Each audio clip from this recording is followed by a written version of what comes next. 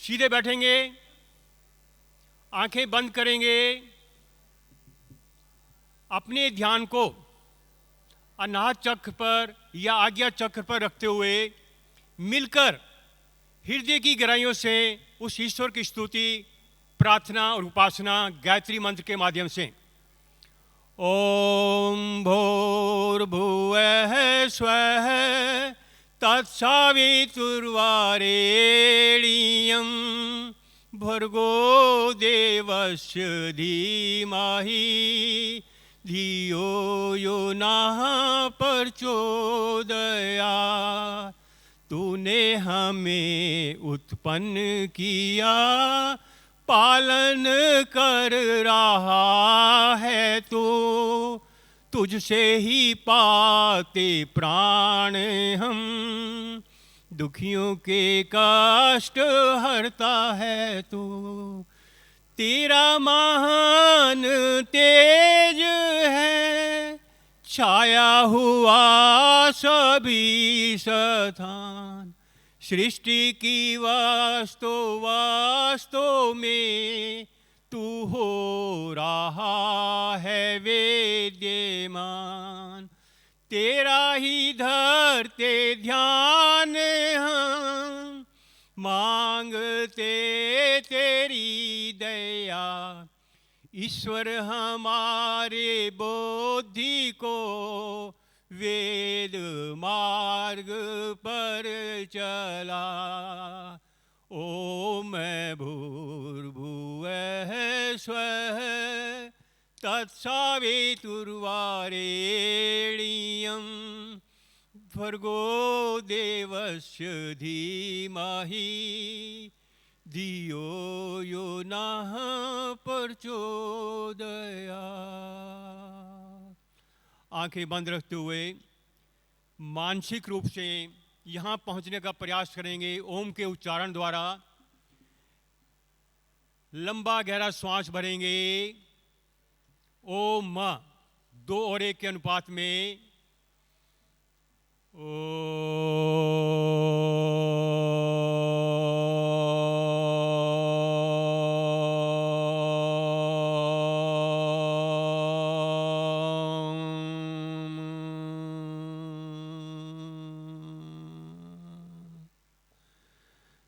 कोमलता से आंखें खोलकर दोनों हाथों की हथेलियों का घर्षण करते हुए इस ऊर्जा को, दिव्य ऊर्जा को अपनी आंखों पर धारण करेंगे। मैं सुशीला रावल जी जनकपुरी बी ब्लॉक से उनसे अनुरोध करूंगा कि वो मंच पर आकर एक भजन प्रस्तुत करेंगे। उसके बाद जो हमारे मेरे ख्याल हिमाचल से आए हुए हैं जो भी साथी, वो भी अपने विचार या अपना कोई भजन रखना चाहें, वो भी क्रम से जो है वो एक एक करके मंच पे आ जाएंगे। सुशीला रावल जी।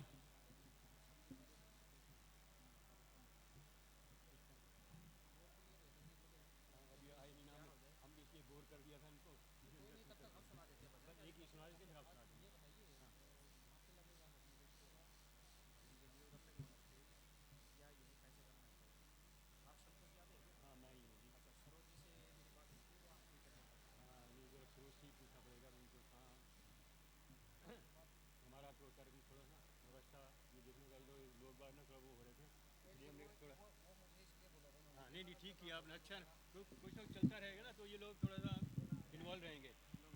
हाँ आपको ना प्रधान जी ये बुला रही हैं।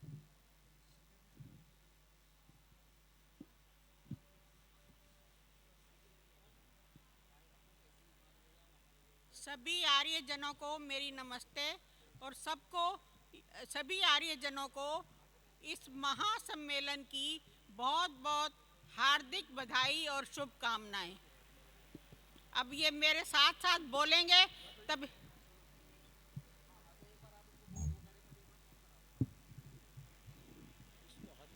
अच्छा,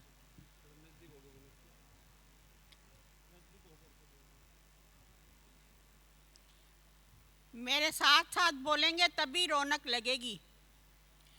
मेरा ओम का झंडा आया, मेरा ओम का झंडा आया। मेरा ओम, बोलो बोलो सारे बोलो। मेरा ओम का झंडा आया, मेरा का झंडा आया, मेरा ओम का झंडा आया। ऋषि ने लाखों कष्ट उठाए, ऋषि ने लाखों कष्ट उठाए, जहर पिए और पत्थर खाए, जहर पिए और पत्थर खाए, फिर इसको लहराया, मेरा ओम का झंडा आया। फिर इसको लहराया, मेरा ओम का झंडा आया। सभी बोलेंगे, मेरा ओम का झंडा आया, मेरा ओम का झंडा आया, मेरा ओम का झंडा आया, मेरा ओम का झंडा आया। श्रद्धानंद ने गोलियां खाकर, श्रद्धानंद ने गोलियां खाकर, लेख राम ने जान गवाकर, लेख राम ने जान गवाकर, ऊंचाई से उठाया, मेरा ओम का झंडा आया। ऊंचाई से उठाया, मेरा ओम का झंडा आया, मेरा ओम का झंडा आया, मेरा ओम का झंडा आया, मेरा ओम का झंडा आया, मेरा ओम का झंडा आया। गुरुदत्त को प्राणों से प्यारा, गुरुदत्त को प्राणों से प्यारा, हंसराज ने जीवन सारा इस पर था लुटाया, तब ओम का झंडा आया। इस पर था लुटाया, तब ओम का झंडा आया, मेरा ओम का झंडा आया, मेरा ओम का झंडा आया। हम आर्यों की शान ओम है, हम आर्यों की शान ओम है, आन ओम है, बान ओम है, आन ओम है, बान ओम है। ऋषियों ने बतलाया, मेरा ओम का झंडा आया। ऋषियों ने बतलाया, मेरा ओम का झंडा आया, मेरा ओम का झंडा आया, मेरा ओम का झंडा आया। सिर पर लाखों कष्ट सहेंगे, सिर पर लाखों कष्ट सहेंगे, मिलकर इसकी रक्षा करेंगे, मिलकर इसकी रक्षा करेंगे। प्राण अपने अपनाया, मेरा ओम का झंडा आया। प्राण हमने अपनाया, मेरा ओम का झंडा आया, मेरा ओम का झंडा आया, मेरा ओम का झंडा आया, मेरा ओम का झंडा आया, मेरा ओम का झंडा आया। धन्यवाद।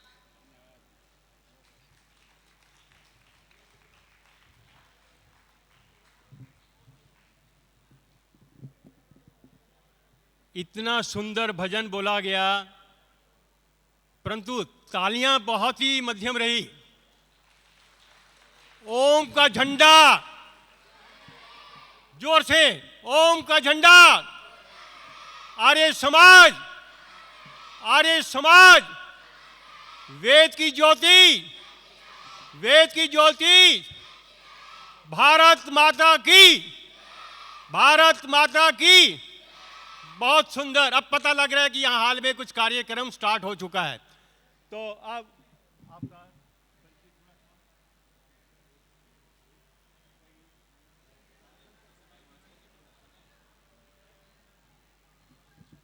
हमारे बीच में हिमाचल प्रदेश से, हिमाचल के जो आर्य प्रतिसभा है वहाँ के प्रधान हमारे बीच में उपस्थित हैं। वो अपने प्रवचनों से, अपने वचनों से आपको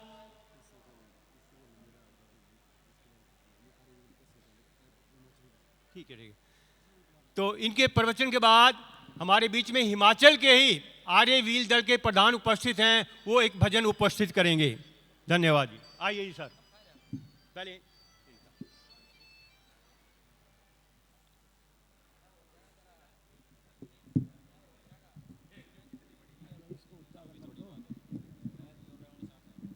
श्रवण कुमार जी।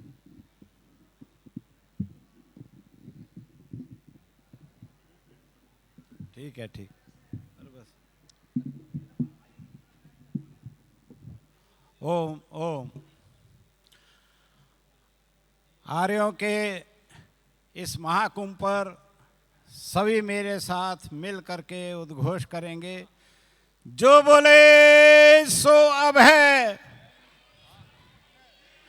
जो बोले सो अब है। महर्षि दयानंद सरस्वती की, महर्षि दयानंद सरस्वती की, गुरुवर विरजानंद महाराज की। आर्य समाज, आर्य समाज। इस सभागार में उपस्थित सभी गणमान्य विद्वजन, आर्य प्रतिनिधि सभाओं के कर्मठ सदस्यगण, आर्य प्रतिनिधि सभा दिल्ली व दिल्ली आर्य समाजों के सभी सदस्यगण, कार्यकर्ता, मेरे युवा साथी, आप सभी को मेरा सादर अभिनंदन।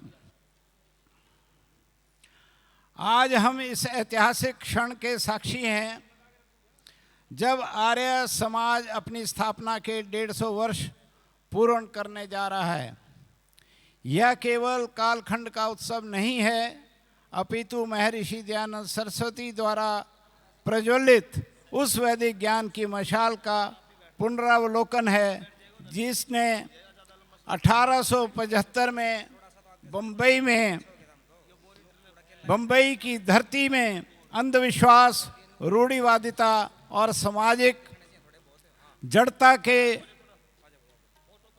पाखंड को, जड़ता को, घोर अंधकार की चुनौती दी थी। महर्षि ने हमें वेदों की ओर लौटो का केवल नारा ही नहीं दिया, बल्कि एक वैज्ञानिक, तार्किक और सार्वभौमिक जीवन दर्शन प्रदान किया है। मेरा मानना है कि महर्षि दयानंद ने वास्तव में हमें एक आदर्श वैदिक संविधान दिया था जो उसके 10 नियमों में समाहित है। यह संविधान सत्य, न्याय, परोपकार के सिद्धांतों पर आधारित है। यह संविधान समय से इतना आगे था कि इसने हमें सामाजिक, धार्मिक, यहाँ तक कि राजनीतिक सुधारों के लिए एक अटल आधार दिया।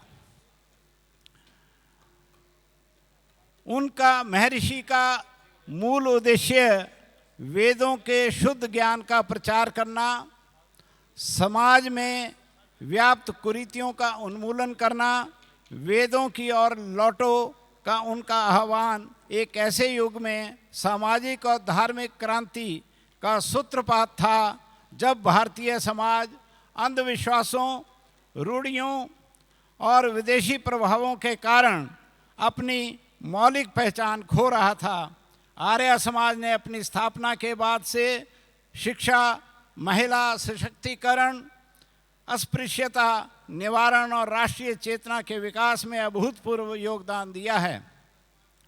धन्य है वह टंकारा, गुजरात की पुण्य धरा, जहाँ पर महर्षि दयानंद सरस्वती ने जन्म लिया। धन्य थे माता पिता जिन्होंने महर्षि को जन्म दिया। धन्य थे वह समस्त लोग जिन्होंने महर्षि का बचपन और किशोरावस्था देखी। धन्य थे गुरु विरजानंद दंडी जिन्होंने युग प्रवर्तक महर्षि को शिक्षा प्रदान की। धन्य थे वह महापुरुष जिन्होंने महर्षि का साक्षात दर्शन किया। धन्य थे वह आर्यवीर बलिदानी जिन्होंने महर्षि की प्रेरणा से भारत माता की स्वतंत्रता की बेड़ियां काटने के लिए अपना सर्वस्व समर्पित कर अमरता को प्राप्त किया। धन्य है वह हम सभी आर्यजन जो आज महर्षि दयानंद सरस्वती की 200वीं जयंती एवं आर्य समाज स्थापना के 150वें वर्ष पूर्व होने पर उमंग और उत्साह पूर्वक उनकी प्रेरणा का महोत्सव मना रहे हैं। संपूर्ण समाज में महर्षि दयानंद सरस्वती एक ऐसी महान विभूति थे जिन्होंने न केवल भारत राष्ट्र का भाग्य उदय किया बल्कि संपूर्ण विश्व को सुदिशा प्रदान कर यह दर्शाया कि मनुष्य असीम शक्तियों का स्वामी है। मनुष्य की मुट्ठियों में अमूलचूल परिवर्तन लाने की अपार क्षमता विद्यमान है। परंतु आज 21वीं सदी में जब सूचना क्रांति और तीव्र सामाजिक परिवर्तन का दौर है, आर्य समाज के समक्ष नई और जटिल चुनौतियां खड़ी हैं। वैश्विक विस्तार और युवाओं को संगठन से जोड़ना आज की सबसे बड़ी आवश्यकता है। आर्य समाज का मूल दर्शन जो सत्य, न्याय और तर्क पर आधारित है, आधुनिक वैज्ञानिक दृष्टिकोण से पूरी तरह मेल खाता है। यही इसकी सबसे बड़ी शक्ति है।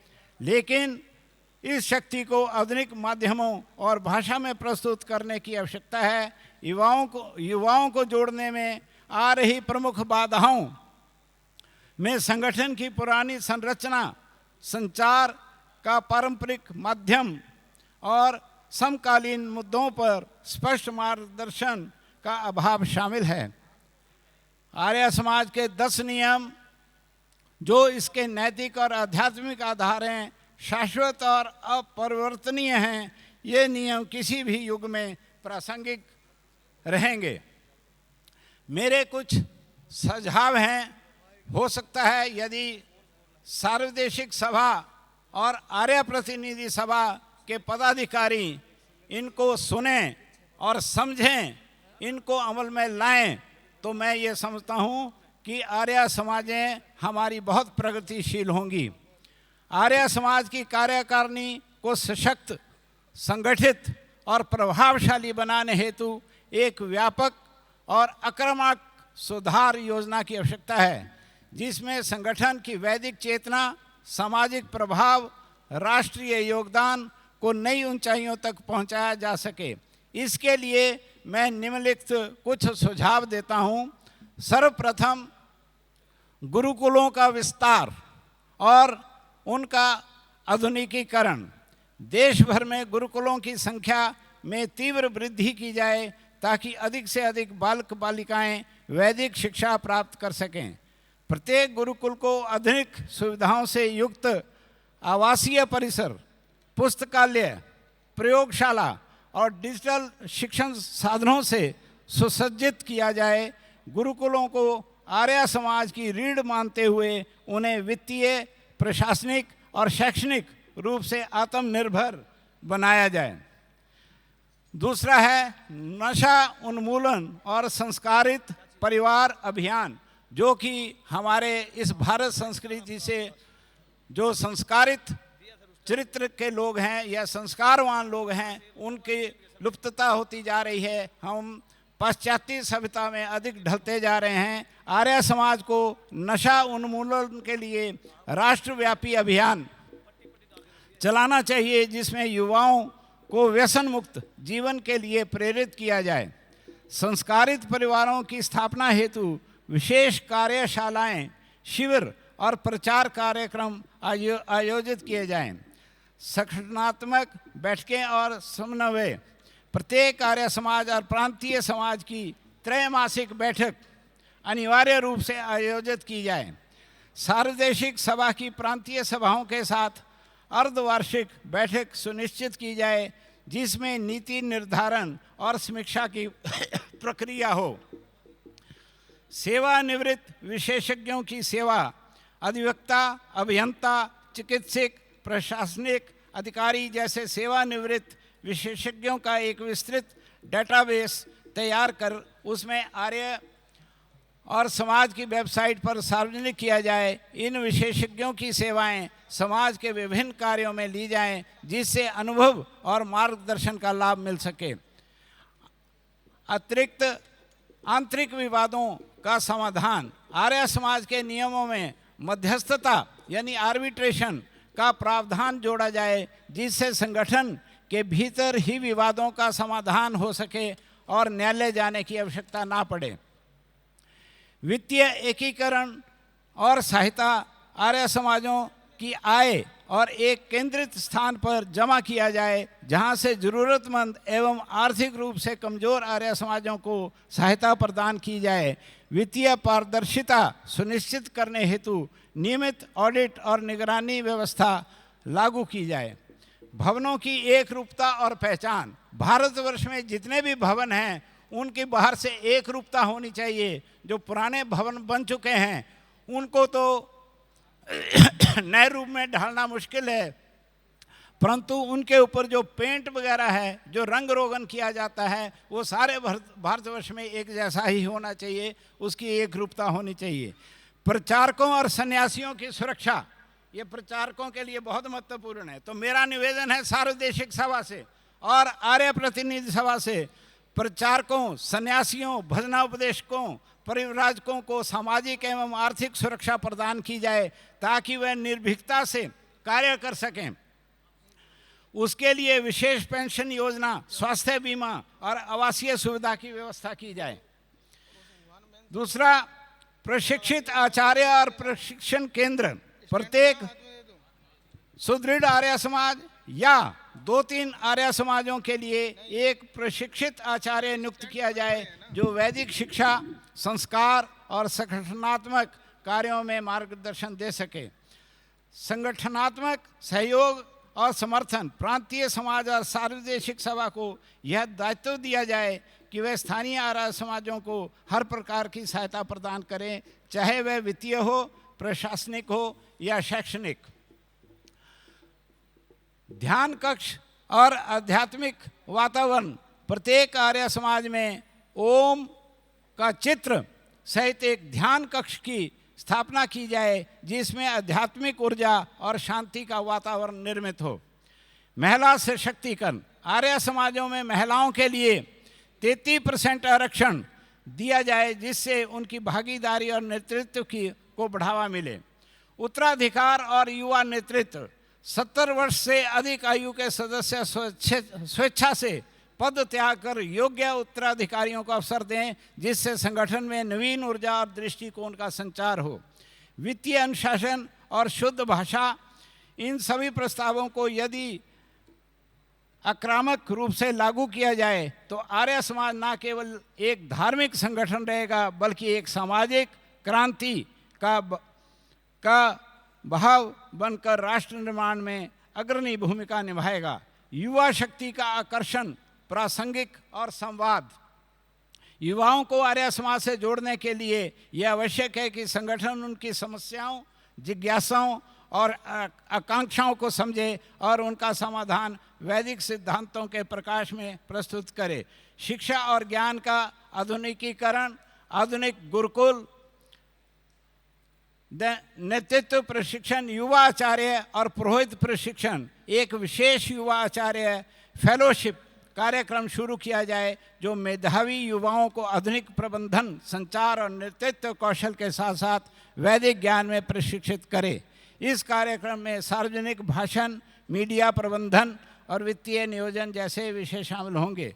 संरक्षक पोषक योजना, अनुभवी आर्य समाजी नेताओं को युवा सदस्यों के लिए संरक्षक के रूप में कार्य करने के लिए प्रोत्साहन किया जाए। यह योजना पीढ़ीगत अंतराल को कम करने और ज्ञान अथवा अनुभव के सुचारू हस्तांतरण को सुरक्षित करेगी। युवा सलाहकार, युवा सार्वदेशिक और प्रादेशिक सभाओं के साथ एक युवा सलाहकार बोर्ड का गठन किया जाए, जिससे संगठन की नीतियों पर सलाह देने का संवैधानिक अधिकार हो और सदस्यों का चयन उनकी योग्यता और सक्रियता के आधार पर हो। संपत्ति का डिजिटलीकरण, आर्य समाज की सभी संपत्तियों, भूमि, भवन, निवेश का एक डिजिटल रजिस्टर बनाया जाए। उसका प्रबंधन एक पेशेवर संपत्ति प्रबंधन समिति द्वारा किया जाए। संपत्ति के दुरुपयोग का व्यक्तिगत लाभ के लिए उपयोग को रोकने के लिए संविधान में सख्त दंडात्मक प्रावधान शामिल किए जाएं। किसी भी प्रयास के द्वारा आर्य समाजों में एकता स्थापित करना समय की आवश्यकता है। शीर्ष सभाओं को प्रांतीय आर्य समाजों की समस्याओं की जानकारी रखनी चाहिए तथा सहयोग व समाधान करना चाहिए। सभी आर्य प्रतिनिधि सभाओं को तथा सभी आर्य समाजों को आर्य वीर दल की शाखाएं अवश्य लगवानी चाहिए। आर्य समाजों में किसी भी नए व्यक्ति को पूरा सम्मान देकर उनका परिचय प्राप्त करके उनका आर्य समाज में मान करना चाहिए एवं प्रेरणा देना चाहिए। अंत में मैं ये कहूँगा कि आर्य समाज का भविष्य उसकी समय के साथ साथ अनुकूलन की क्षमता पर निर्भर करता है। महर्षि दयानंद सरस्वती ने स्वयं सत्य के ग्रहण और असत्य के त्याग का सिद्धांत दिया था, जो यह दर्शाता है कि संगठन को जड़ नहीं बल्कि गतिशील होना चाहिए। युवाओं को आकर्षित करने का मार्ग केवल उपदेशों से नहीं बल्कि उनके जीवन की वास्तविक समस्याओं का समाधान करने और उन्हें संवैधानिक रूप से सशक्त बनाने से होकर गुजरता है। जब युवा देखेंगे कि संगठन उनके विचारों को महत्व देता है, उन्हें नेतृत्व का अवसर देता है, उनकी समस्याओं को वैज्ञानिक तथा तार्किक समाधान प्रस्तुत करता है, तभी वे स्वेच्छा से इससे जुड़ेंगे। वैश्विक विस्तार के लिए डिजिटल एकीकरण, बहुभाषी प्रचार, स्थानीय सांस्कृतिक समन्वय आवश्यक है। तभी महर्षि का उद्घोष कृण्वन्तो विश्वमार्यम, पूरे विश्व को श्रेष्ठ बनाओ, सार्थक एवं स्वीकार होगा।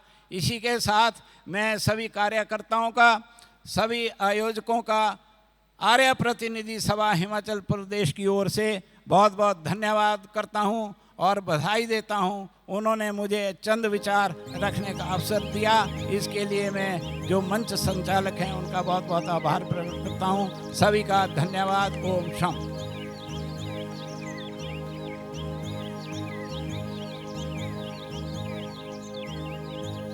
बहुत बहुत धन्यवाद।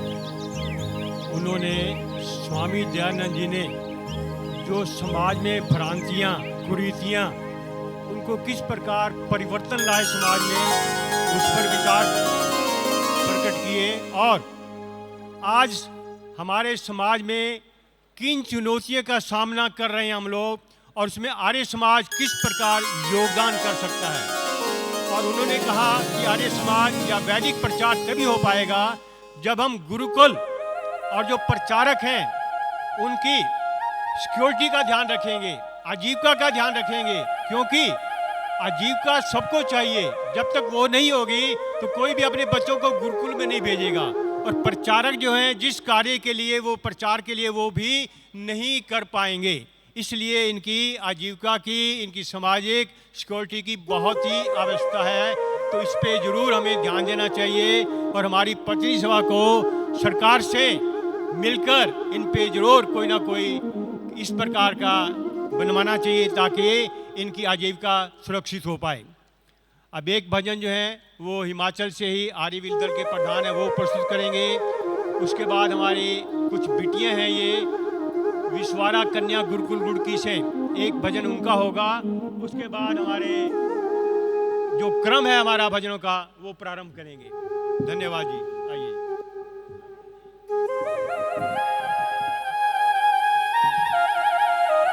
ओम। आइए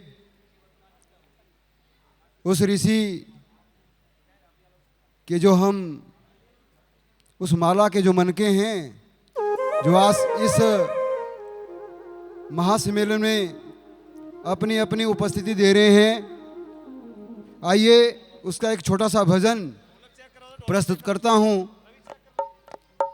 सर्वप्रथम मंचासीन हमारे आर्य प्रतिनिधि सभा हिमाचल प्रदेश के बहुत ही ऊर्जावान एवं कर्मठ, ईमानदार, सभी को एक साथ ले चलने वाले प्रधान आदरणीय प्रभु चंद्र सूद जी, कोषाध्यक्ष आदरणीय श्री सुधीर सूद जी एवं मंचासीन मेरे मित्र, मेरे दोस्त संदीप आर्य जी, भजनोपदेशक, और उनकी पूरी टीम, और बहुत ही सुंदर व्यवस्था के साथ इस मंच का संचालन करने वाले आदरणीय भाई साहब जी, आइए देखिए आज जो आपने प्रातःकाल जो दृश्य देखा आर्य वीरों का जो ध्वजारोहण हुआ, उससे सभी का सीना गदगद हो गया कि आज हमारा जो आर्य समाज है किस दिशा की ओर जा रहा है, और हमें भी इस दिशा की ओर चलकर अपनी अपनी भूमिका बेखूबी निभानी चाहिए। हमें पीछे नहीं हटना चाहिए।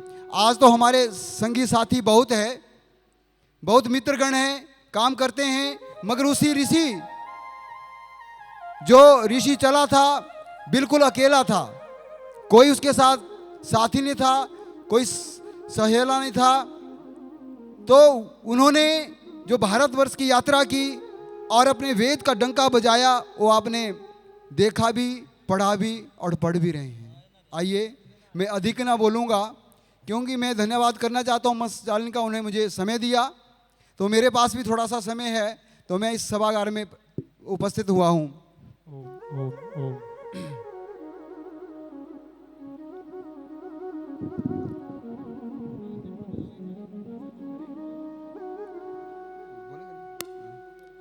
ओम। चलिए। ना कोई साथी सखा सहेला, विजय के पथ पर चला अकेला। ना कोई संगी ना कोई साथी, विजय के पथ पर चला अकेला। नदी के पानी कवन के मेला, नदी के पानी कवन के रेला, विजय के पथ पर चला अकेला। ना कोई साथी ना कोई सहेला, विजय के पथ पर चला अकेला।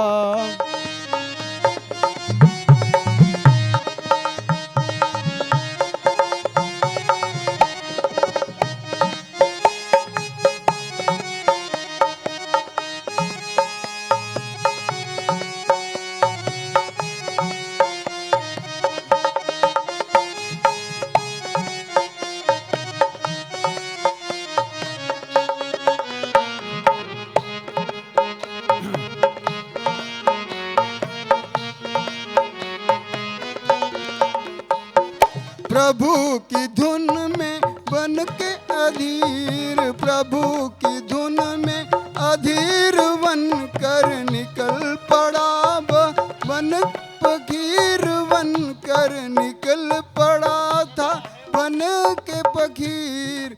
ब्रह्मचारी नया लवेला, विजय के पथ पर चला अकेला। वह ब्रह्मचारी नया लवेला, विजय के पथ पर चला अकेला। ना कोई साथी सखा सहेला, विजय के पथ पर चला अकेला।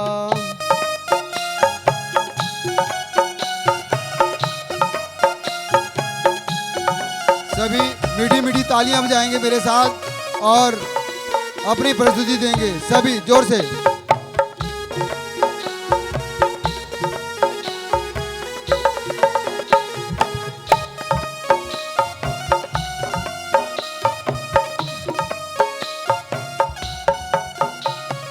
पवित्र वेदों की शक्ति पाने, पवित्र वेदों की शक्ति पाने, आडंबरों की जड़ें हिलाने, आडंबरों की जड़ें हिलाने।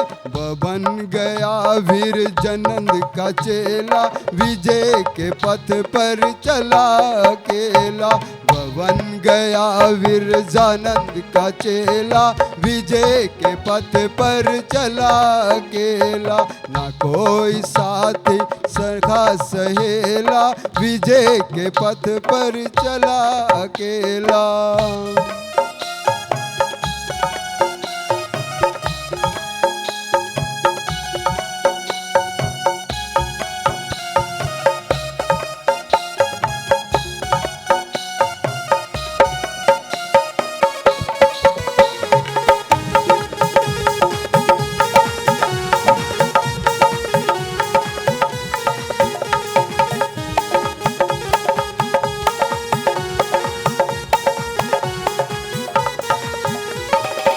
इधर विरोधी जहां सहारा, उधर विरोधी जहां सहारा, इधर अकेला प्रभु का प्यारा, इधर प्रभु का अग्यारा। ना पैसा ला ना कोई धेला, विजय के पथ पर चला अकेला। ना कोई पैसा ना कोई धेला, विजय के पथ पर चला अकेला। ना कोई साथी सखा सहेला, विजय के पथ पर चला अकेला।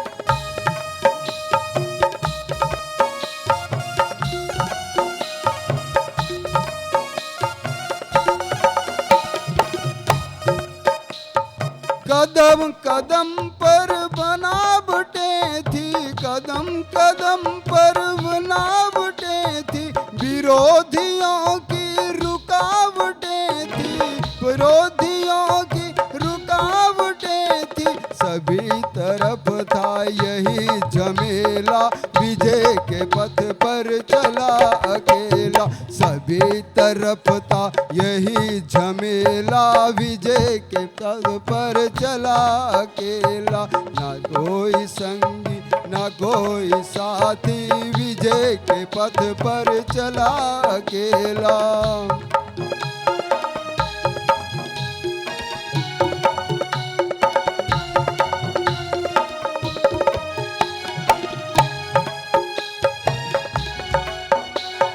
बहुत रुकावटें ऋषि के पग पग पर आई, मगर ऋषि रुका नहीं। चरवेती चरवेती ऋषि चलता रहा चलता रहा चलता रहा। और आगे कवि क्या कह रहा है? किसी ने उसको जहर पिलाया, किसी ने उसको जहर पिलाया, किसी ने तलवारों से डराया, किसी ने उसको तलवार से डराया, किसी ने मारा उठा के ढेला, विजय के पथ पर चला अकेला। किसी ने मारा उठा के ढेला, विजय के पथ पर चला अकेला। ना कोई संगी ना कोई साथी, विजय के पथ पर चला अकेला।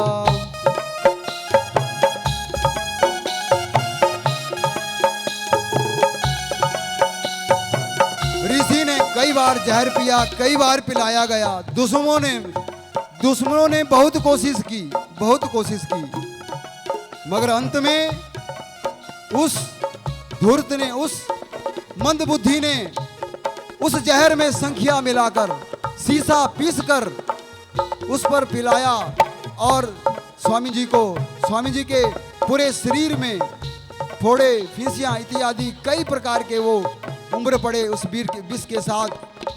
मगर फिर भी स्वामी जी ने उख तक नहीं की और धीरे धीरे धीरे धीरे अपने प्राणायाम के माध्यम से अपने प्राणों की आहुति दी थी। और अंत में कहा कि हे ईश्वर, तेरी इच्छा पूर्ण हो, तेरी इच्छा पूर्ण हो। तो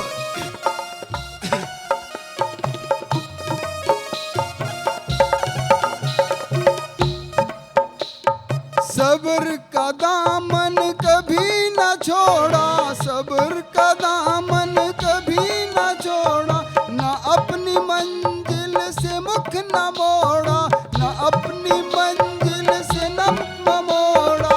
हजार संकट दुख से झेला, विजय के पथ पर चला अकेला। हजार संकट दुखे वेला, विजय के पथ पर चला अकेला। ना कोई संगी ना कोई साथी, विजय के पथ पर चला अकेला।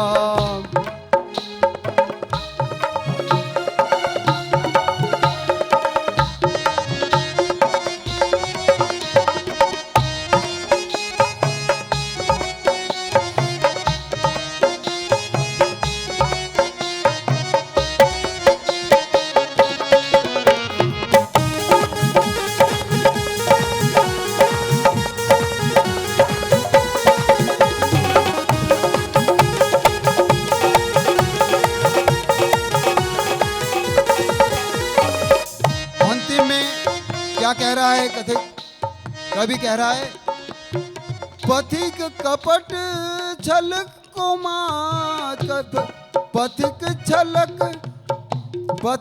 कपट छल को मात दे दी, पथिक कपट छल को मात दे दी, फंसे हुए को निजात दे दी, फंसे हुए को निजात दे दी, बड़ी कुशलता से खेल खेला, विजय के पथ पर चला अकेला, बड़ी कुशलता से खेल खेला, विजय के पथ पर चला अकेला, न कोई साथी न कोई साथ, विजय के पथ पर चला अकेला, विजय के पथ पर चला अकेला, विजय के पथ पर चला अकेला।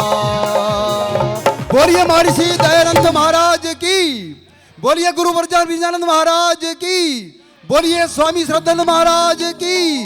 आर्य समाज वेद की ज्योति जलती रहे। ओम इति। बहुत बहुत धन्यवाद।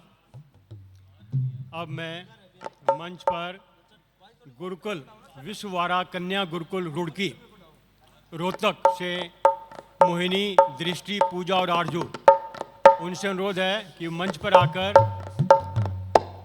वो ऋषि के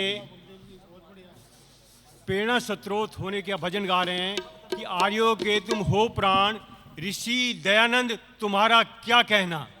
तो ये इनके भजन के बोल हैं। तो ये बिटियां सभी जो हैं मंच पर आकर प्रस्तुत करेंगी।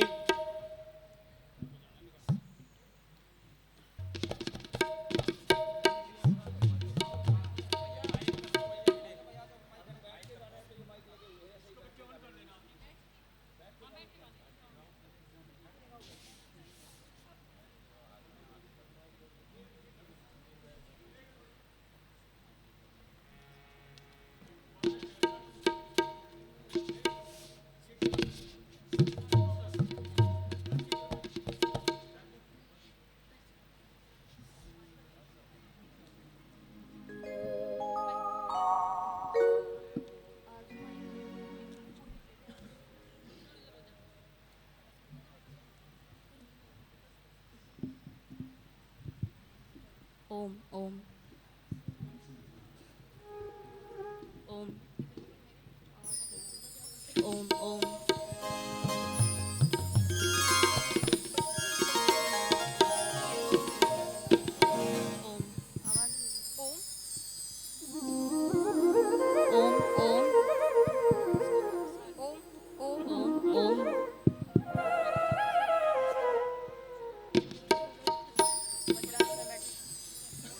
अत्यंत हर्ष एवं सौभाग्य का विषय है कि आज हम ऋषिवर देव दयानंद की 200वीं जन्म जयंती और आर्य समाज की स्थापना का 150वां वर्ष मना रहे हैं।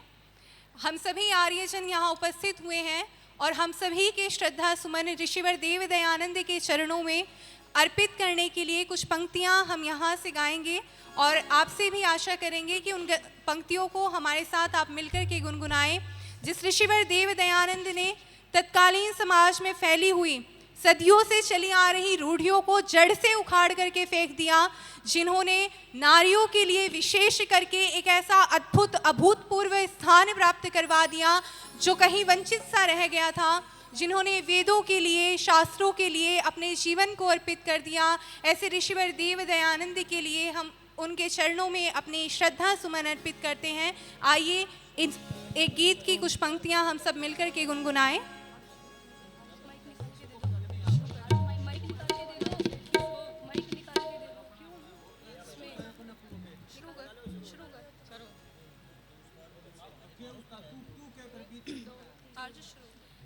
आर्यों की तुम हो प्राण, ऋषि दयानंद तुम्हारा क्या कहना।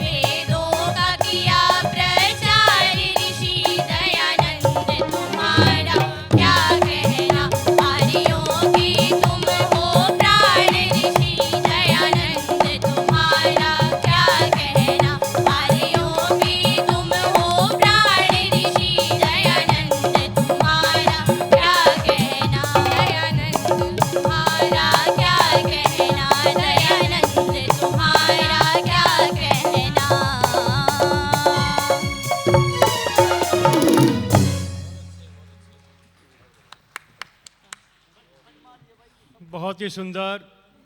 सभी मिलके बोलेंगे, दयानंद तुम्हारा, आवाज नहीं है, दयानंद तुम्हारा, दयानंद तुम्हारा।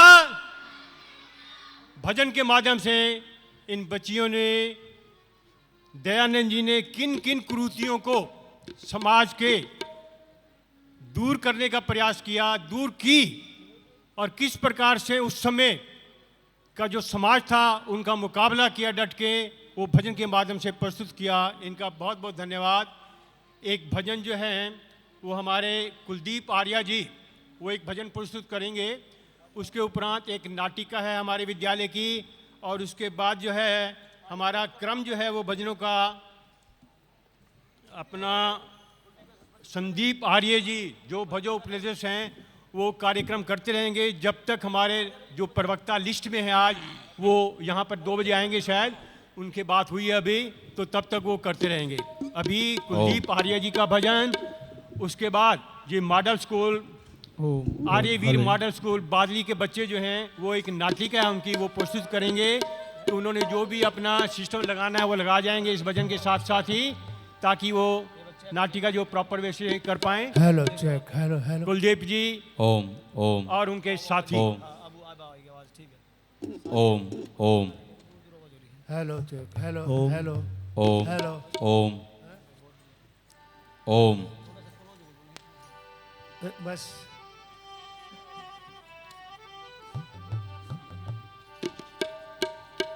ओम ओम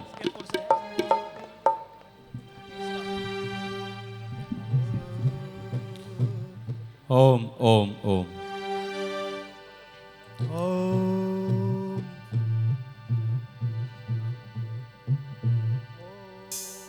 ओम ओम त्वं हि नः पिता वसो त्वं माता शतक्रतो बभूविथ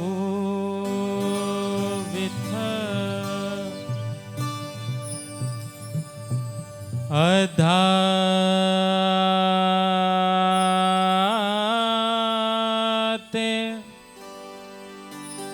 सुम्नमी महे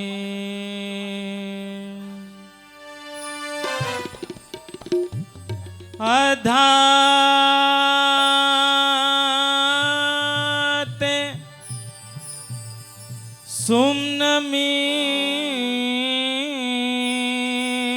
महे अधाते सुम्नमी महे।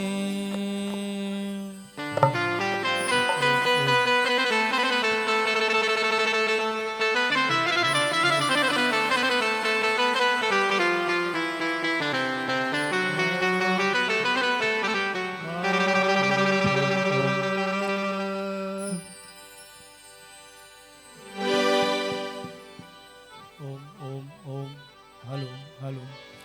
भारतवर्ष का बेड़ा ओम ओम जब मझधार जा रहा था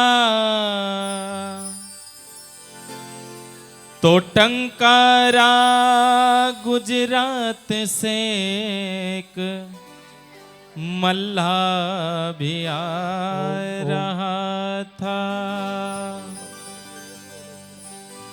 ऋषिराज तेज तेरा चौओर छा रहा है, तेरे बताए पथ पे ये संसार आ रहा है।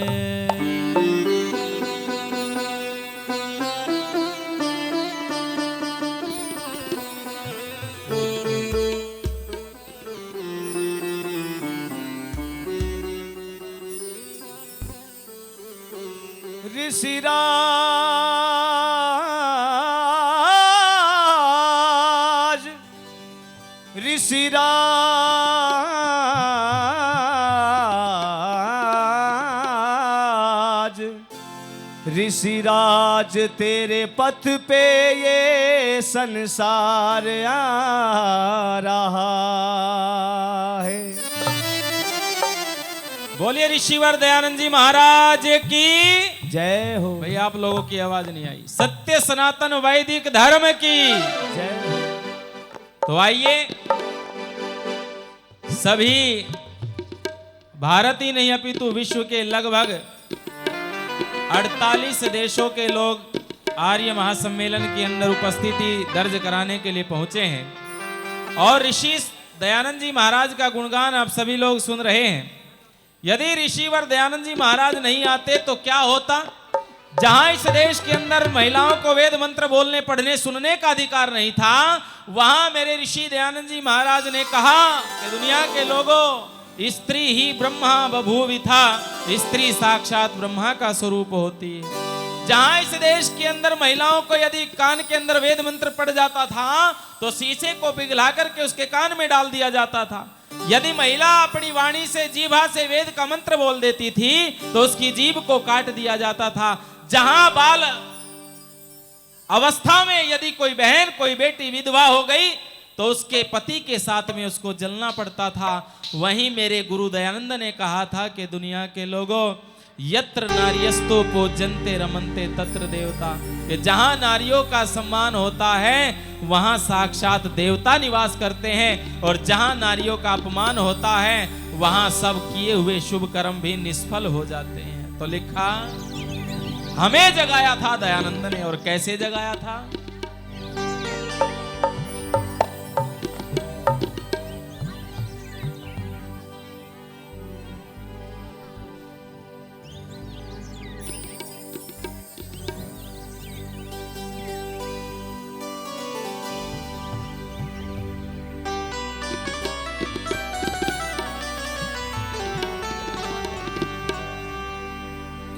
तो कैसे उसने भारत देश को जगाया था आप सुनेंगे।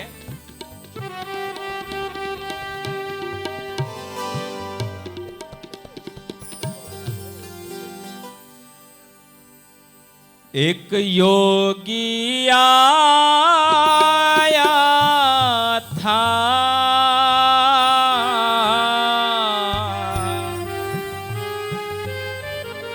सोया देश जगाया था।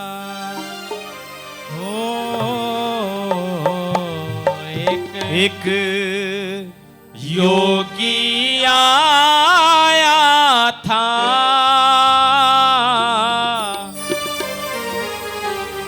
सोया देश जगाया था। एक योगी आया था, सोया देश जगाया था। मुद्दत से जो सोए थे, ओ मुद्दत से जो सोए थे, मुद्दत से जो सोए थे, आकर के उठाया था। एक योगी आया था, सोया देश जगाया था। ओ मुद्दत से जो सोए थे, मुद्दत से जो सोए थे, आके उनको जगाया था। ओ एक योगी आया था, सोया देश जगाया था।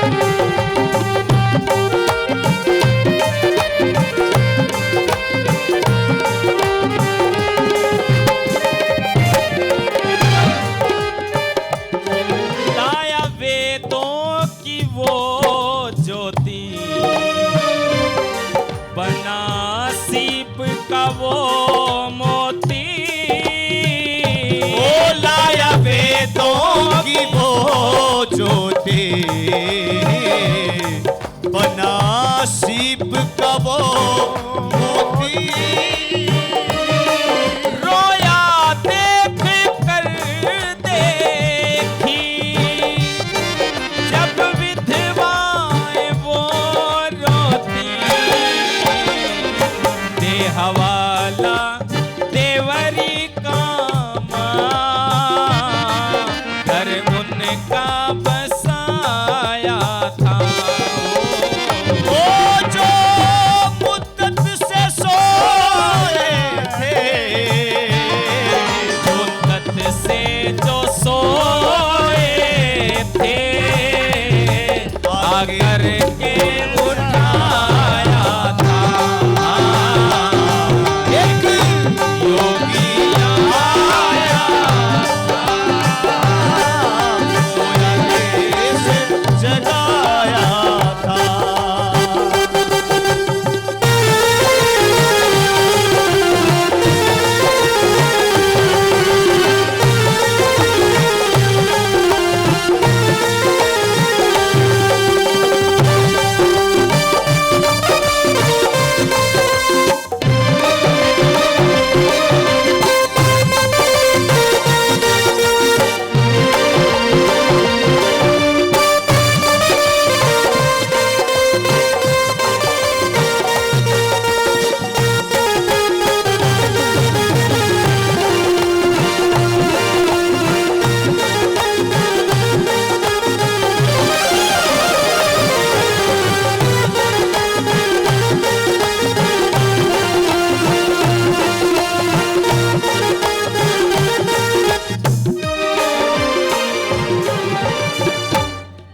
बचपन में उमंग जागी,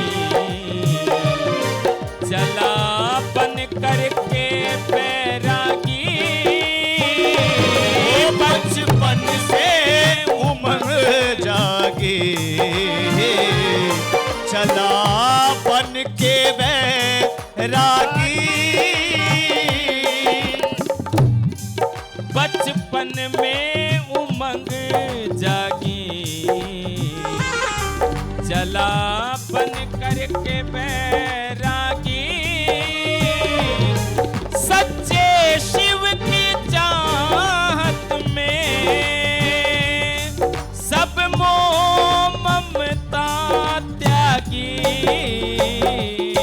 कुटिया पे विरजानंद की जनवेदों का पाया था। ओ एक योगी आया था, सोया देश जगाया था। मुद्दत से जो सोए थे, मुद्दत से जो सोए थे, से जो सोए थे, आकर के जगाया था। एक योगी आया था, सोया देश जगाया।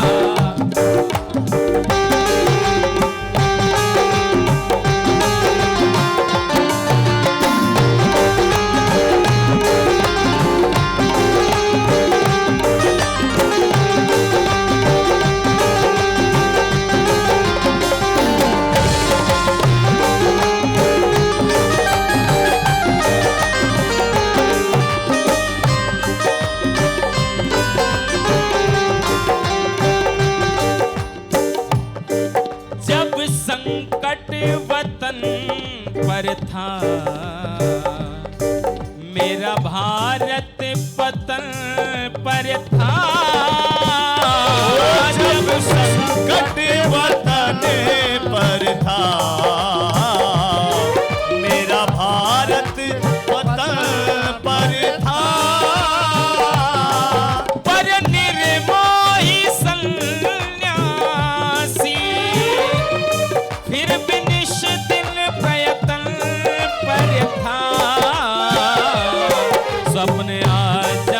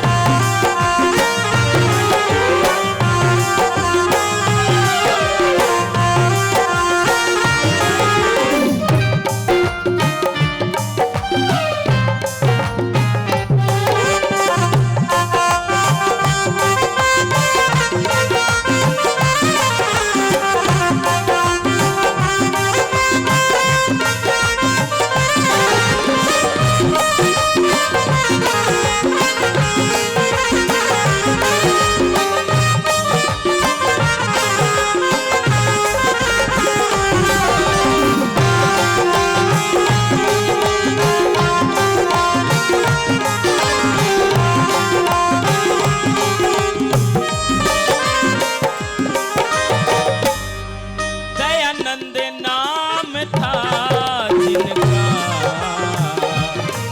दया ही काम था जिनका।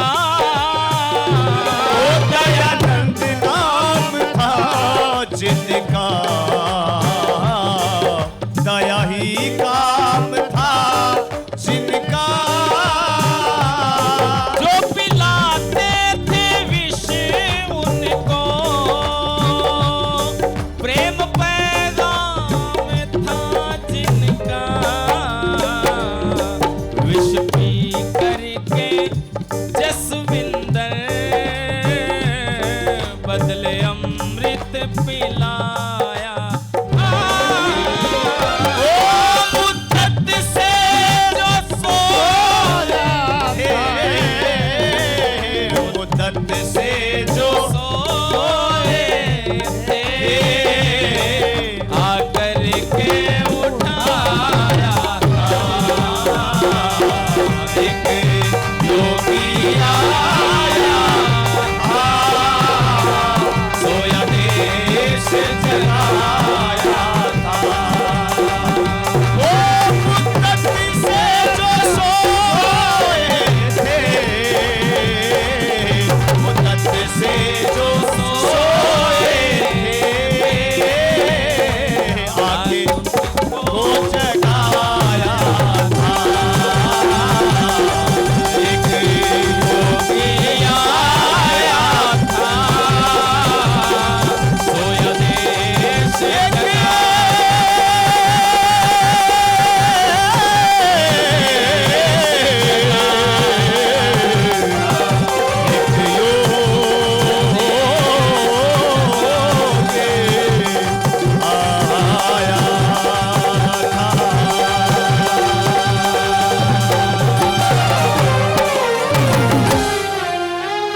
बोलिए ऋषिवर दयानंद जी महाराज की जय हो। सत्य सनातन वैदिक धर्म की जय हो। बहुत बहुत धन्यवाद। आगामी कार्यक्रम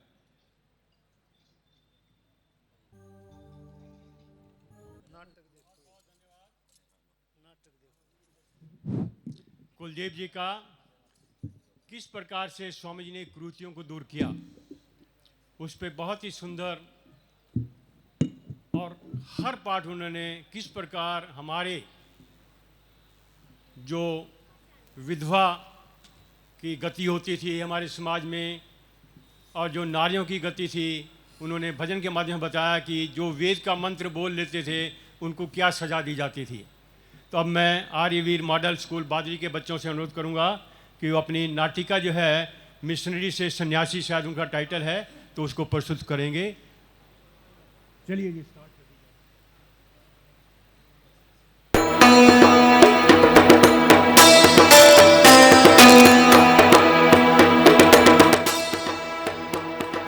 भारत में अंग्रेजी हुकूमत का आना केवल राजनीतिक उद्देश्यों को पूरा करने के लिए ही नहीं था, बल्कि वे तो इस देश की विरासत को पूरी तरह से समाप्त करने के लिए ही यहाँ आए। और उन्होंने राजनीतिक रसूख का इस्तेमाल ईसाई धर्म को बढ़ाने के लिए किया। उन्होंने इस ऋषि मुनियों की धरती को ईसाई बनाने में अपनी ओर से कोई कसर नहीं रखी थी। इसका परिणाम ये निकला कि भारतीय पढ़ा लिखा वर्ग पहले विचारधारा से और बाद में धर्म परिवर्तन करके ईसाई ही बनने लगा। एक ओर वे हिंदू धर्म में व्याप्त बुराइयों व कुरीतियों के चलते और दूसरी ओर ईसाई धर्म को सभ्यता के सबसे निकट बताने के चलते ये परिवर्तन कर रहे थे। किंतु धन्य हो ऋषिवर देव दयानंद, जिन्होंने इस सारे बहाव को उलट कर रख दिया। न केवल उलट कर रख दिया, बल्कि सबको एक ऐसी दिशा दे दी जिससे भविष्य में भी ये सब कार्य हमेशा हमेशा के लिए बंद हो सके। ऐसी ही एक ऐतिहासिक घटना है हिमाचल प्रदेश की, जहां एक अमेरिकी ईसाई मिशनरी बनकर ईसा का संदेश फैलाने के उद्देश्य से भारत आते हैं और अंततः आप स्वयं ही देख लें।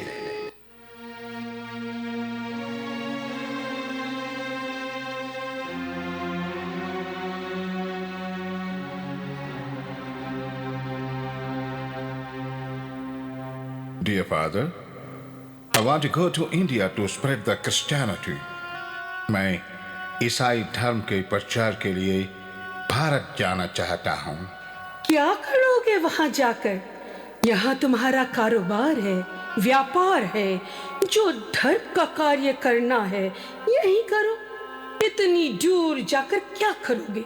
No, मुझे तो मिस्टर कार्टर ने कहा है कि इंडिया में ये काम बहुत जरूरी है और मैंने वहां जाने का और जीसस क्राइस्ट का संदेश पूरे इंडिया में फैलाने का पक्का फैसला कर लिया है।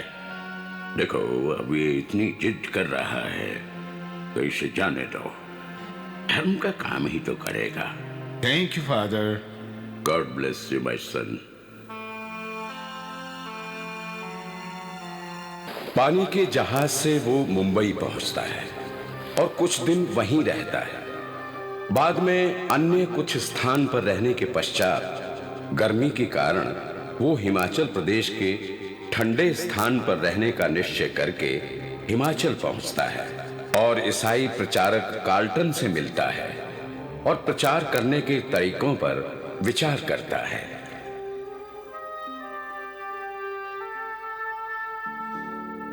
वेल मिस्टर कार्टन, इस काम को कैसे आगे बढ़ाया जाए? देखो सर, इस क्षेत्र में बहुत गरीबी है और अशिक्षा भी है।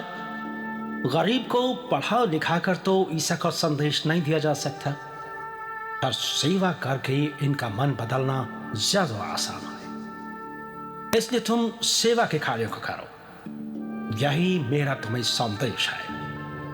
और आहिस्ता आहिस्ता इनको ईसा का संदेश देकर ईसा का शिष्य बनाते जाओ। ठीक है, और मुझे पूरा विश्वास है कि मैं शीघ्र ही सारे हिमाचल की पहाड़ियों पर ईसा का संदेश पहुंचाने में सफल हो जाऊंगा और जल्दी ही इन पहाड़ियों की ऊंची ऊंची चोटियों पर सब स्थानों पर क्रॉस ही क्रॉस लगा दिखाई देगा। God bless you.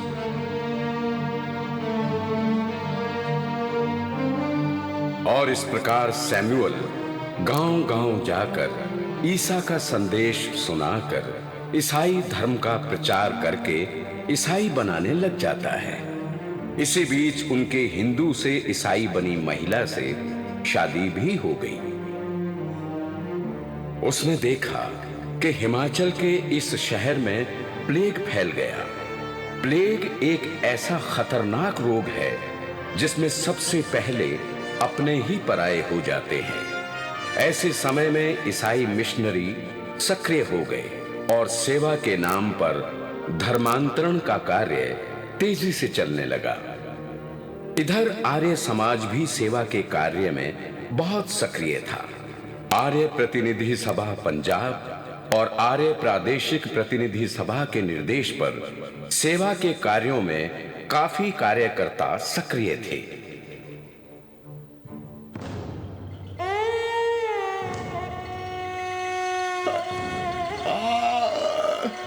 मर गया। अरे बहुत दर्द हो रहा है, सहा नहीं जा रहा। कुछ तो करो, कुछ तो करो बेटा। बेटा बेटा, तू ही कुछ कर बेटा, तू ही कुछ कर। मैंने इन्हें हाथ लगाया तो कहीं मुझे ये बीमारी ना हो जाए। ठीक है पिताजी, मैं कुछ करता हूँ और डॉक्टर साहब को बुला कर लाता हूँ। आप चिंता ना करें, मैं आता हूँ। ठीक है बेटा, पर तू जल्दी कर।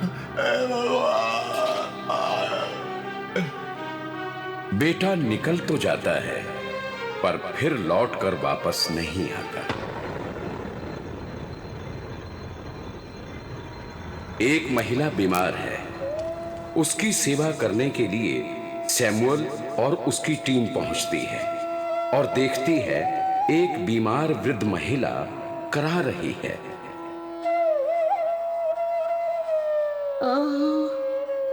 आए, कोई मेरी इस बीमारी को ठीक कर दे। कैसे भी आए। ये तो मरने वाली है। इसकी सेवा से हमारा काम पूरा नहीं होता, और इसके तो घर में कोई है भी नहीं। फिर ईसा का संदेश भला हमसे सुनेगा कौन? सब तो घर छोड़कर जा चुके हैं। ठीक कहते हो। आओ हम कहीं और चलते हैं। तभी वहां आर्य समाज के प्रचारक पंडित रुलिया राम अपने साथियों के साथ पहुंचते हैं। क्या बात है स्ट्रोक साहब, आप यहाँ पर सेवा नहीं कर रहे? हम किसी दूसरे घर पर जा रहे हैं। चलो इनकी सेवा हम किए देते हैं। मुझे लगता है कि सच्ची सेवा तो यही कर रहे हैं। हम तो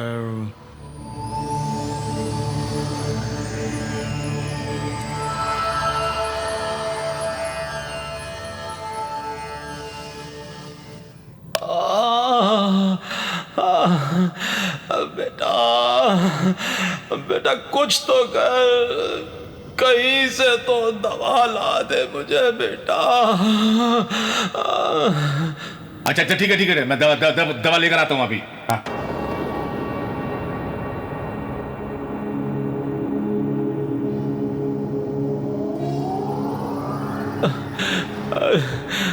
अरे भगवान, तू ही कुछ कर, किसी वैद्य को तो बुला दे।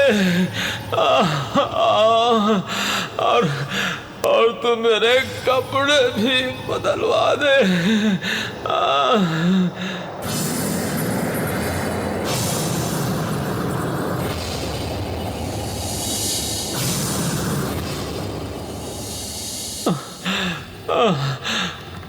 मेरे भाई, तू ही कुछ कर, कुछ तो मेरी सेवा कर दे।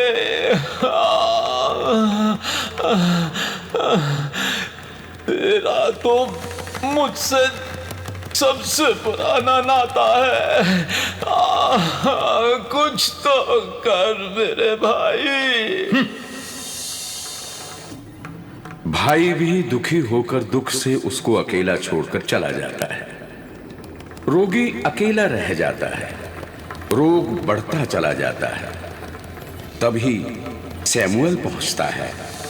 उसके साथी कहते हैं,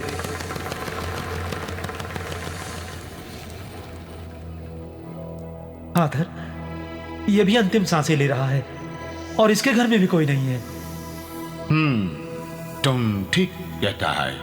वो चलने लगते हैं। तभी वहां पर आर्य समाज के प्रसिद्ध प्रचारक सेवा की प्रतिमूर्ति पंडित रुलिया राम पहुंचते हैं और उस रोगी की सेवा करने में तत्पर हो जाते हैं।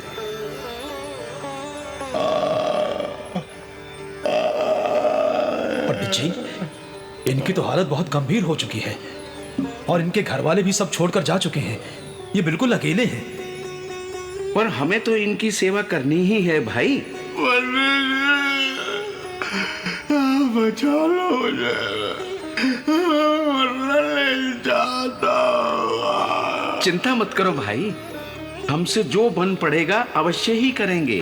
पर पंडित जी, इसका रोग तो बहुत गहरा हो चुका है और गर्दन पर यह फोड़ा इतना बड़ा हो चुका है कि चीरा लगाए बिना इसका समाधान नहीं होगा। तो जल्दी से किसी डॉक्टर को लेकर आओ जो चीरा लगा सके। पर पंडित जी, इस समय तो यहाँ पर कोई डॉक्टर नहीं मिलेगा और मरीज की हालत बहुत गंभीर है। यदि तुरंत इसका फोड़ा न चीरा गया तो इसकी मृत्यु का कारण यही बन जाएगा। तो ठीक है, हम ही अब इसका इलाज करेंगे। सुनो, एक चादर को थोड़ा बीच से काट दो। जी।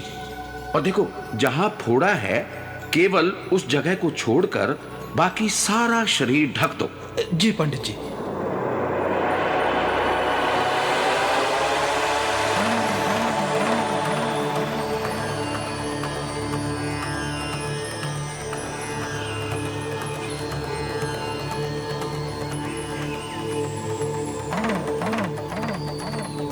विशेष और पंडित जी ने सेवा का एक ऐसा उदाहरण प्रस्तुत किया जिसकी मिसाल विश्व के मानव इतिहास में नहीं मिल सकती।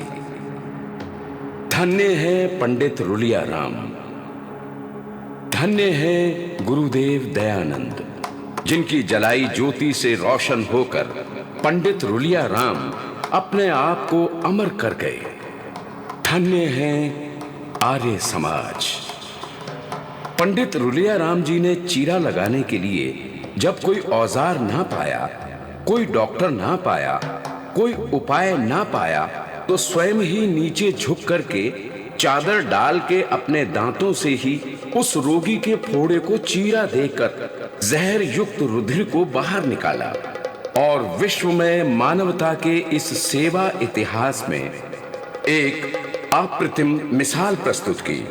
उनके इस कृत्य को वहां खड़े सैमुअल महोदय देख रहे थे। वे इस अकल्पनीय दृश्य को देखकर सोचने लगे, ओह माय गॉड, ये मैं क्या देख रहा हूं? ये सपना तो नहीं है। क्या कोई भला ऐसा कर सकता है जिस रोगी को स्वयं उसके घर वाले छोड़कर चले गए हों, रोगी भी इस अवस्था में पहुंच गया हो, जहां से बचना मुश्किल हो, नामुमकिन हो। ऐसे में किसी औजार के बिना इस घाव को कोई अपना मुंह तो क्या हाथ भी लगा सकता है? आखिर कौन है ये महानुभाव? सेवा तो करने हम भी आए हैं, पर हम तो ये भी चाहते हैं कि ईसा के संदेश को दिया जाए। पर भला इस व्यक्ति को आखिर क्या स्वार्थ? मुझे तो अपनी आंखों पर विश्वास नहीं हो रहा है। इनसे तो मिलना ही होगा। तभी वो रोगी पीड़ा मुक्त होकर कहता है, पंडित जी, आपने तो मुझे मौत के मुंह से बचा लिया। मेरी पीड़ा को आपने अपनी जान की परवाह ना करते हुए दूर किया। मैं आपके ऋण को जीवन भर कैसे भुला सकूंगा? सुनो, जरा इनसे पंडित जी का नाम तो पूछो। अरे भाई, जरा इनका नाम तो बताओ। ये आर्य समाज के प्रसिद्ध उपदेशक व उपचारक हैं, पंडित रुलिया राम, और इन दिनों सेवा कार्य के लिए हिमाचल आए।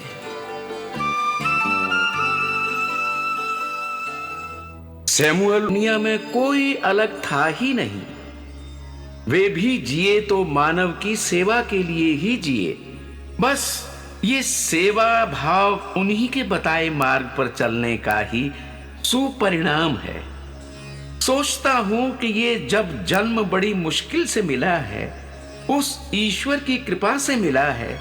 इस जीवन को उसी ईश्वर की सेवा में और उन्हीं के बंदों की सेवा में समर्पित क्यों ना कर दूं?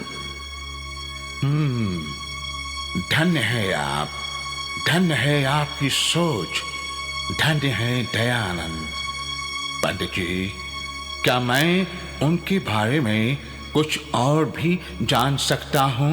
क्यों नहीं, लीजिए, आप भी उनकी जीवनी और उनका लिखा हुआ अमर ग्रंथ सत्यार्थ प्रकाश अवश्य पढ़ें।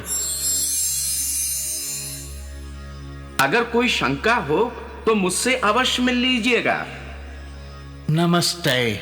नमस्ते।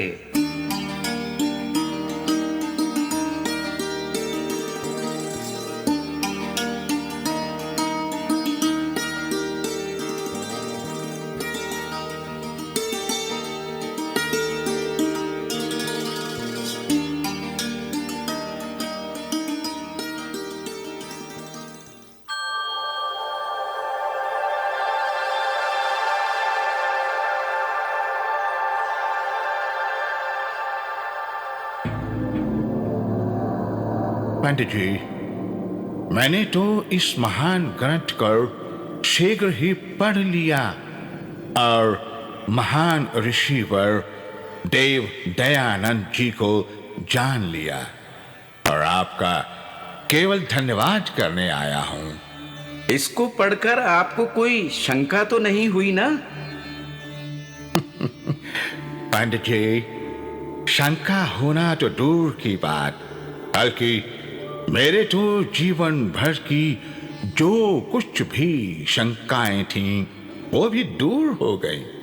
अब तो मैं सारा जीवन दयानंद जी की सोच के अनुसार ही जीना चाहता हूं। मेरा पर्दा हट गया है। अब मैं आपसे ही आग्रह करने आया हूं कि मुझे अब अपना शिष्य बना लें। अब मैं वैदिक धर्मी ही बनना चाहता हूं।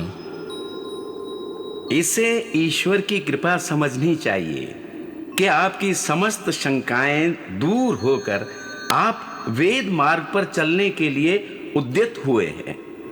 आइए यज्ञ करते हैं। ओम विश्वानि देव सवितर्दुरितानि परासुवा यद्भद्रं तन्न आसुवा। ओम भूर्भुवः स्वः।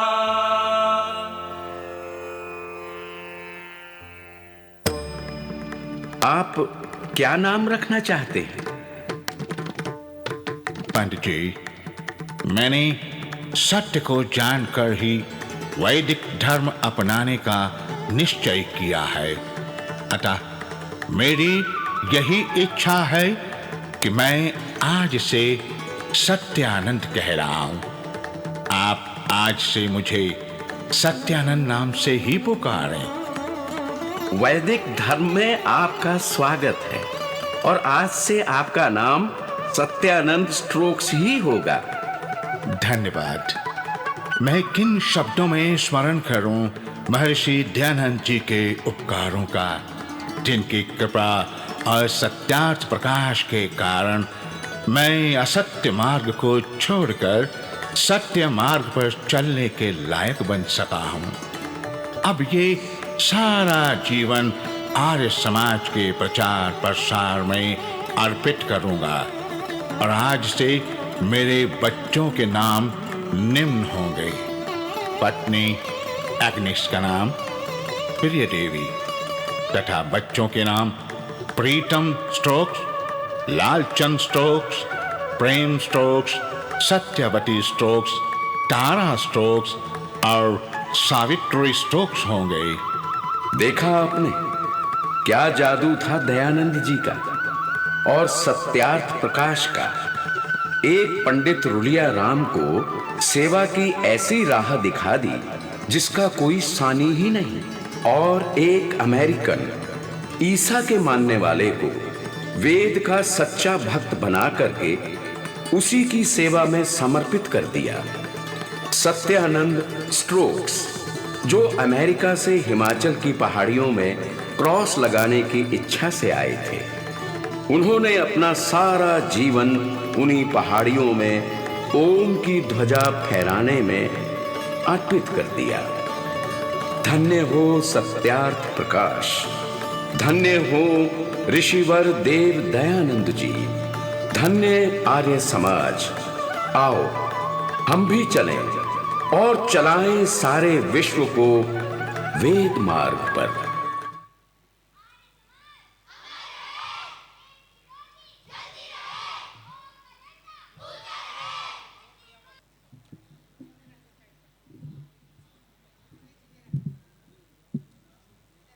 बहुत सुंदर प्रस्तुति। किस प्रकार ईसाई धर्म को फैलाने के लिए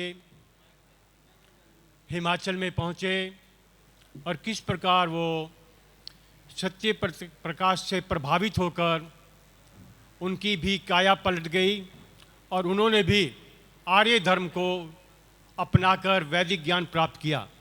बहुत सुंदर मंच पर जो है प्रस्तुति की इन बच्चों का एक बार जोरदार करतल ध्वनि से स्वागत और धन्यवाद करेंगे।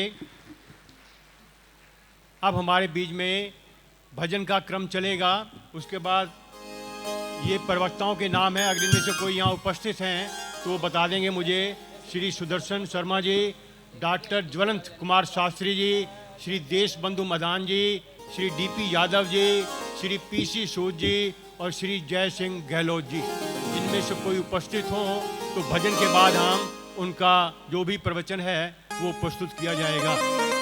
और भजन के लिए हमारे बीच में संदीप आर्य जी पानीपत से, तो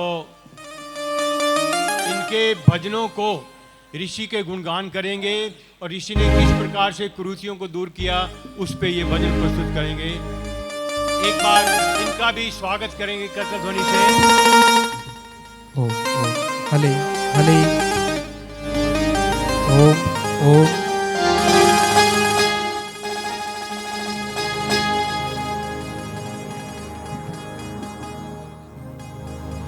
हेलो हेलो हेलो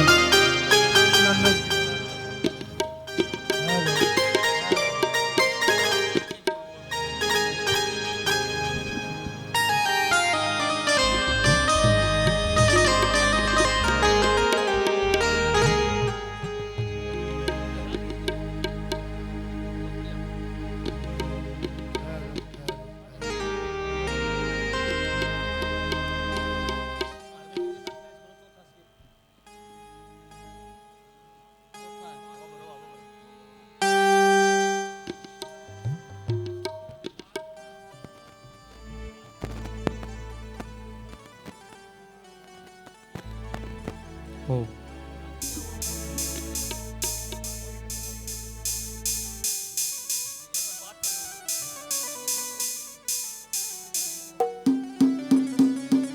हले हले ओम हले हले ओम ओम ओम ओम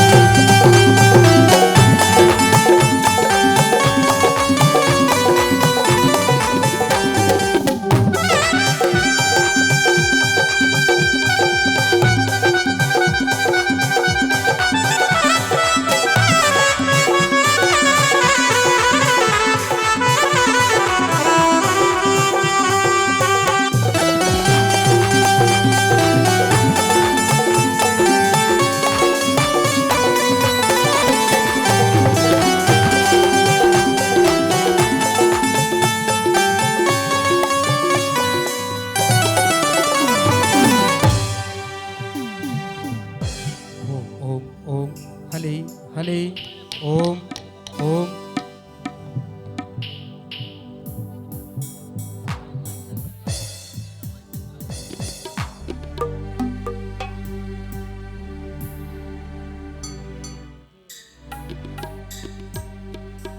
ओम ओम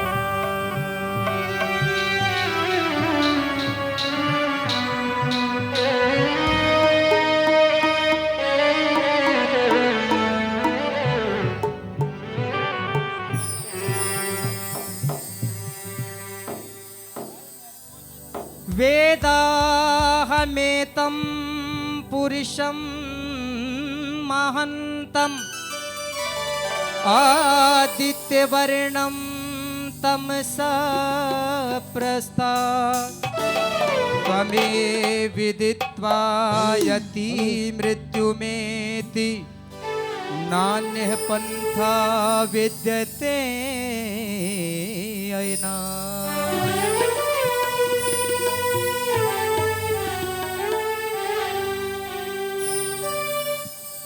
के वो सिर फिरी हवा थी, वो सिर फिरी हवा थी के संभलना पड़ा मुझे। मैं आखिरी चिराग था जलना पड़ा मुझे।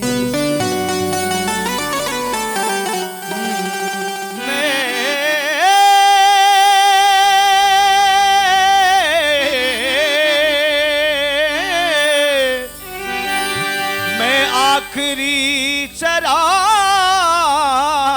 था जलना पड़ा मुझे। यूं तो जीने के लिए लोग जिया करते हैं, लाभ जीने का क्या है तो फिर क्यों जिया करते हैं। मरने से पहले तो मर जाते हैं लाखों इस दुनिया में, पर जीना तो उनका है जो मर कर भी जिया करते। और आइए इसी श्रृंखला कर्म के साथ में आपके बीच में महर्षि दयानंद जी महाराज के उन जो कार्य हैं उन कार्यों का जिक्र चर्चाएं आप सुन रहे हैं, तो कड़ी से कड़ी मिलाते हुए एक छोटा सा भजन।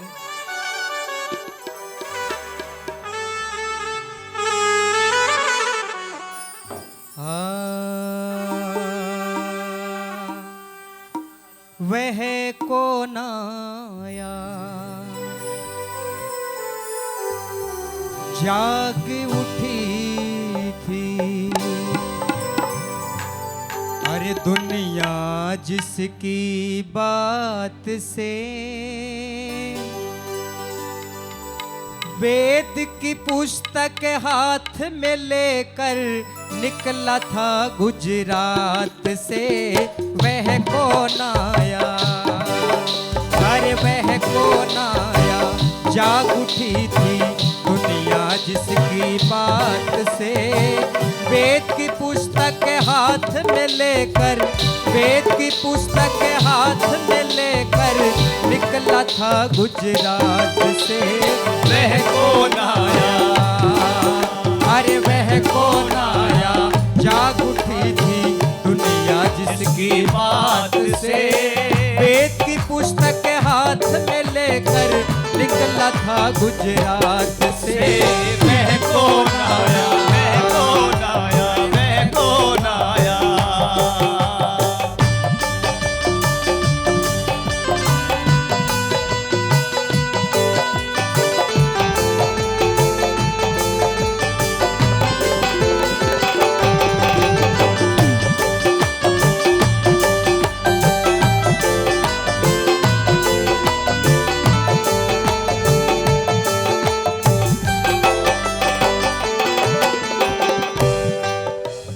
काली घटाएं छाई थी मानवता मुरझाई थी।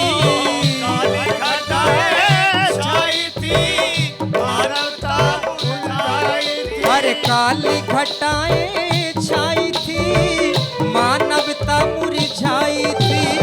काली घटाएं छाई थी मानवता मुरझाई थी। ढोंगियों ने ढोंग दिखाकर करी मन मचाही थी, ढोंगियों ने ढोंग दिखाकर ऊपरी मन चाही थी। सच्चाई का सूरज निकला, सच्चाई का सूरज निकला मन भावन प्रभात से। वह कौन आया, अरे वह कौन आया, जाग उठी थी दुनिया जिसकी बात से। वेद की पुस्तक हाथ में लेकर, वेद की पुस्तक हाथ में लेकर निकला था गुजरात से। वह कौन आया, वह कौन आया।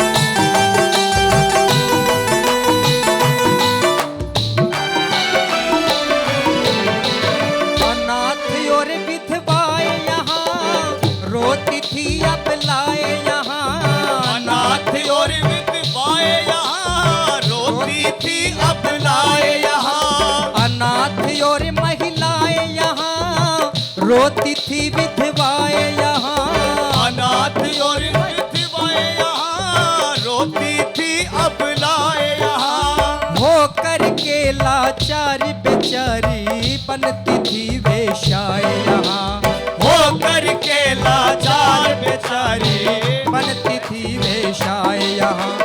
पुनर्विवाह करवाए उनके, अरे पुनर्विवाह करवाए उनके, कह करके पंचायत में वह कौन आया, अरे वह कौन आया, जाग उठी थी दुनिया जिसकी बात से। वेद की पुस्तक हाथ में लेकर, वेद की पुस्तक हाथ में लेकर निकला था गुजरात से। वह कौन आया, वह कौन आया।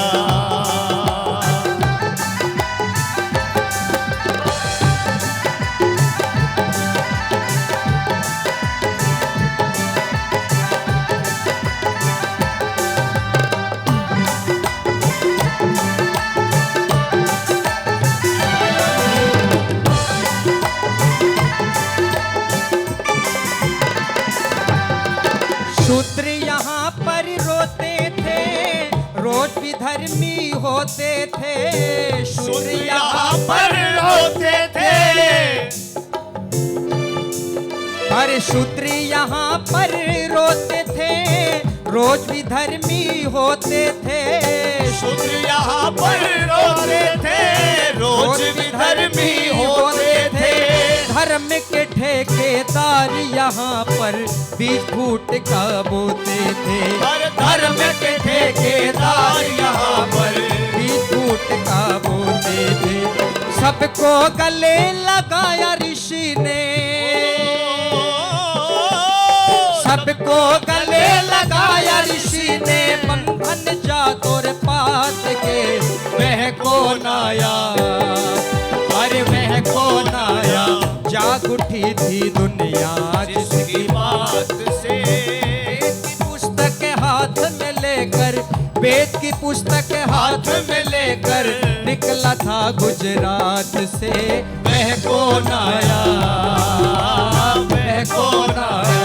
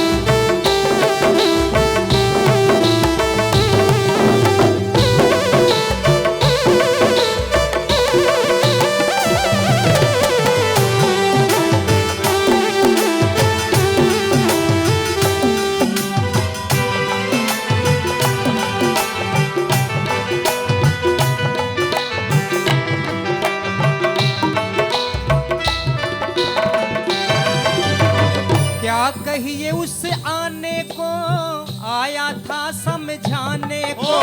क्या कहिए उस आने को आया था समझाने को। और क्या कहिए उस आने को आया था समझाने को। क्या कहिए उस आने को आया था समझाने को। प्यार किया था पथिक ऋषि ने जाने और अनजाने को। प्यार किया था पथिक ऋषि ने जाने और अनजाने को। विष के प्याले पिए ऋषि ने। अरे विष के प्याले पिए ऋषि ने। ऐ जाती तेरे हाथ से वह कौन आया। अरे वह कौन आया। जाग उठी थी दुनिया जिसकी बात से। वेद की पुस्तक हाथ में लेकर, वेद की पुस्तक हाथ में लेकर निकला था गुजरात से। वह कौन आया। अरे वह कौन आया। वह कौन आया।